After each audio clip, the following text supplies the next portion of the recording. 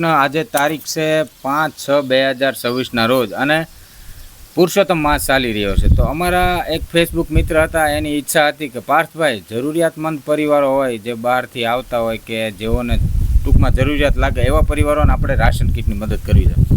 તો આજે અમે ટાઈમ મળ્યો છે એટલે પ્રથમ પરિવારને આપણે રાશન કીટની મદદ કરવા જઈ રહ્યા છીએ. 3796 રૂપિયા એટલે કે 3800 રૂપિયાની આપણે આ રાશન કીટની મદદ કરી છે. અને આ ભૂલકા મારી પડખે બેઠા છે, એના માવતર તો અત્યારે સીમમાં કામ કરવા ગયા છે બીજાને ત્યાં. તો હું અહીં જ્યારે મળવા આવ્યો ને તો આ ઢીંગલીને મેં પૂછ્યું, મેં કીધું હું ચોકલેટ ખાવીશ બેટા? એ કે ના ના. બબલા ખાવા? તો કે ના ના. તો મેં કીધું શું કાં લાવવું છે તારે કાંઈ? હા, એ કે મારી માટે કે બેટ ને દડો લેતા આવે. તો એના માટે બેટ દડો લાવ્યા છીએ, રાશન લાવ્યા છીએ. બીજું કે આપણે લંડનથી zoom and yoga park group દ્વારા કપડાં આવતા હોય છે. તો આ થેલાની અંદર ભાઈને 3-4 દીકરીઓ છે, દીકરો નથી, નાના નાના ભૂલકાઓ છે બધા.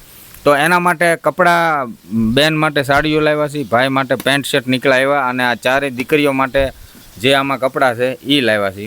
અને વાતચીત થઈને તો એ દરમિયાન એ ભાઈની કથા મેં સાંભળીને તો આંખમાંથી આંસુ આવી ગયા કે સાલું જીવનમાં ક્યારેક આપણે કંટાળી જાય, ભગવાને એટલું બધું આપ્યું છે છતાં.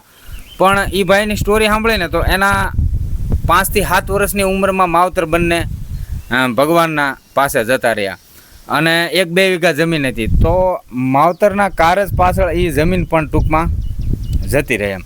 તો પહેલેથી એને જે સંઘર્ષ કરી અને આ જીવન એટલું સરસ મજાનું એને ગુજાર્યું, અત્યારે ધીરે ધીરે પગભર થઈ રહ્યા છે એમ.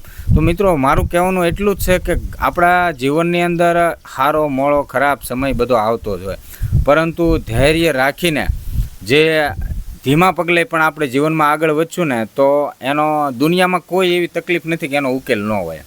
હરેક તકલીફનો ઉકેલ છે.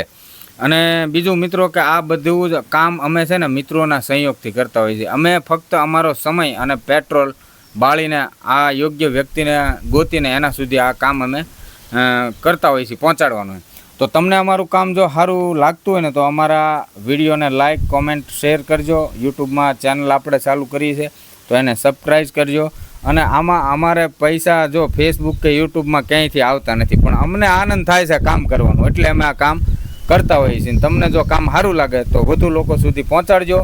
અને રાશન કીટ આપવાવાળા મિત્ર છે એને તો નામ આપવાની ના પાડી છે કે દિલાભાઈ તમે છો એટલે બધું મારે આવી ગયું, મારે ક્યાંય નામે નથી આપવું અને બીજું કાંઈ મારે કોઈ ઓલ્યું નથી એમ.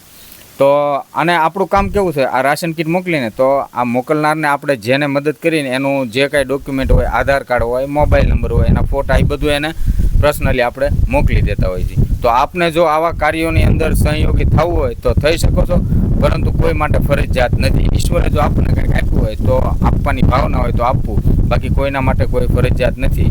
જય શ્રી કૃષ્ણ. ખૂબ ખૂબ ધન્યવાદ.